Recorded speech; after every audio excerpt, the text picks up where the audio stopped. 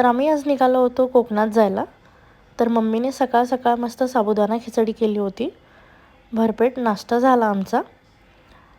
आणि बाहेरचं वातावरण थोडं ढगाळ पण होतं, पाऊस पडून गेला होता. आणि समुद्र बघायचा, बीचवरती खेळायचं म्हणून अभिज्ञा खूप एक्सायटेड होती. आणि आम्ही निघालो होतो आता कोकणामध्ये जाण्यासाठी.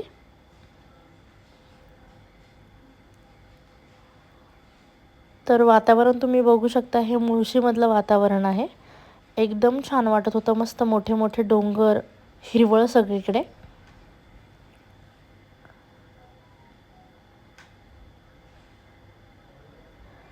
आणि बऱ्याच वर्षानंतर मी सुद्धा कोकणात जाणार होते, त्यामुळे खूप छान वाटत होतं. असं वाटत होतं कधी एकदाचं तिकडे पोहोचतोय.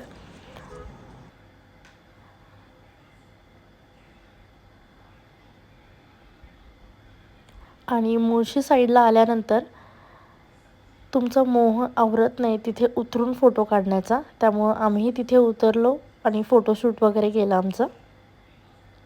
आणि मुली पण खूप जास्त एक्सायटेड होत्या.